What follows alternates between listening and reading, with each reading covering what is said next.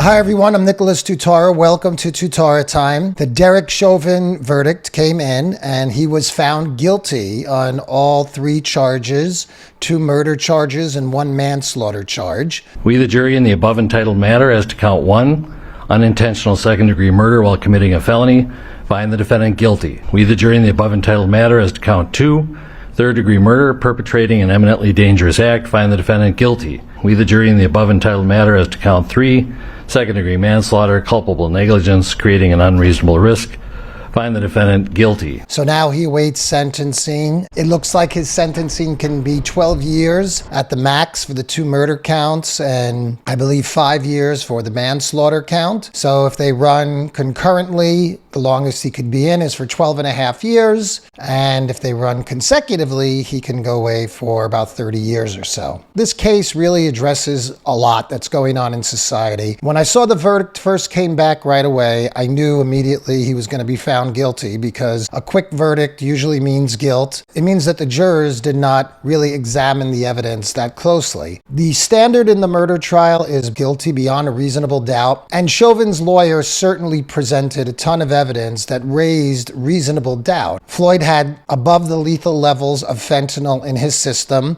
He had 75% arterial blockage, which would also cause his death. One of the medical expert witnesses testified that if he had found George Floyd alone in his apartment, he would have immediately listed the case as a drug overdose based on his system. The defense showed evidence that Chauvin was never on Floyd's trachea and that there was no damage in the carotid arteries, which would cut off blood supply to the brain. So I wasn't on the jury. I did not hear all the evidence. I did not watch every bit of the case. So obviously I have to go with what the jury who was there decided. But there's a larger issue going on. What's really going on here is mob justice. In the press conference after the trial, George Floyd's brother was talking, and one of the things he mentioned was the first George Floyd was Emmett Till. The person that comes to my mind is 1955, and to me he was the first George Floyd.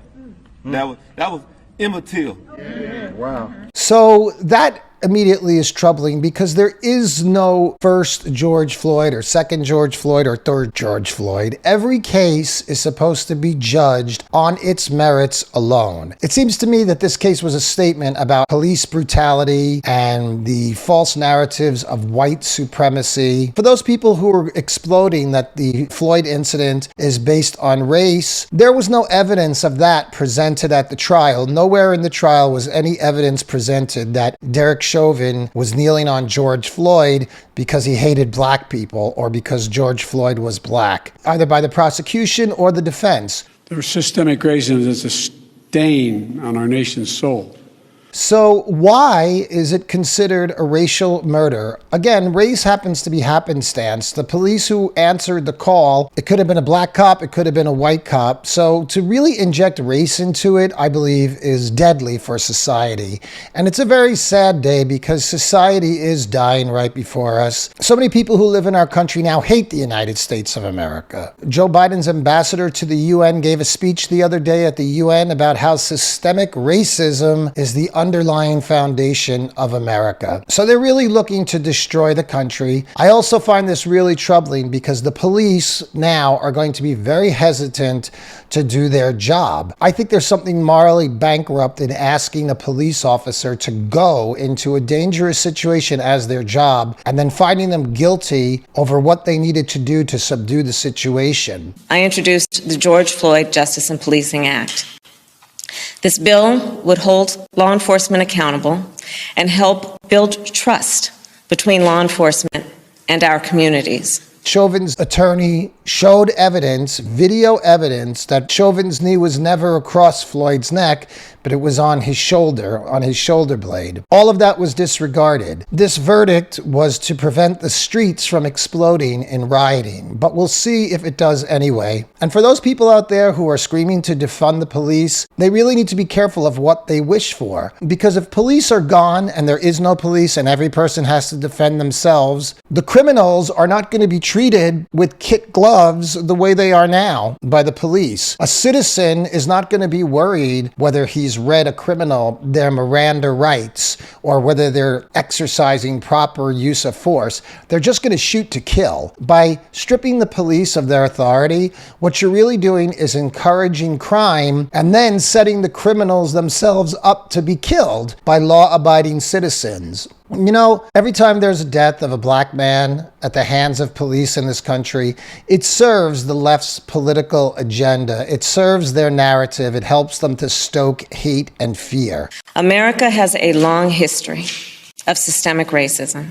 I don't think that they are concerned about George Floyd's life at all. I think they're just concerned about the political mileage they can get from it. The Squad, AOC, Rashida Tlaib, they're all surrounded with private security, but they want to defund the police. America is the greatest country on earth. If people really want to see racism, go travel anywhere else in the world and you'll find out what a great country America really is and how fair we are to everybody. The jury could have easily come back and said that Floyd overdosed on fentanyl, which really seems to be the case. Of course, Chauvin's attorney is going to appeal the case based on the fact that Maxine Waters was publicly threatening riots and violence if Derek Chauvin was acquitted. I don't know, folks. It's a sad day in America. If you still believe in America and you still love America, please speak out. Please make your voices heard at the local level, at your city council, on your school boards, with your children, with your family, because the radical left is looking to strip the police of all authority. And truthfully, without police, there is no society. If you take away the police, there will be nothing but anarchy in the streets within 48 to 72 hours. And I don't know who would want to be a police officer nowadays. I don't know who would want to volunteer to get a call to go to a crime scene, and then you have to subdue the crime scene and you yourself end up being charged as a criminal. When I saw the George Floyd video, I was horrified. But when you look at it closely, there's really a lot of questions and there is a lot of reasonable doubt. Initially, I said, well, once Floyd passed out, at that point, there was really no excuse for him not getting off of his back. And part of me still feels that way. But in the trial, they showed evidence that if you try to revive somebody who was violent,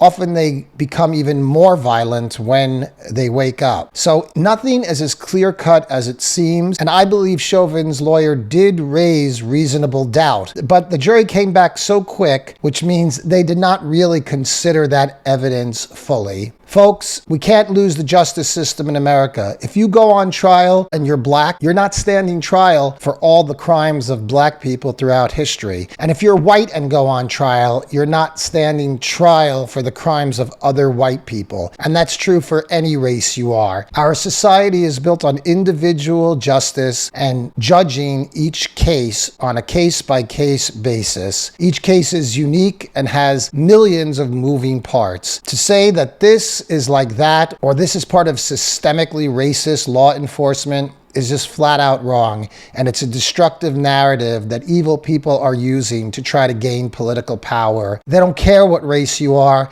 and they don't care what happens to you. They only care about using you to further their own political agenda. Keep speaking out for freedom, and we have to save the United States of America. I'm Nicholas Tutora, and I'll talk to you again soon on Tutora Time.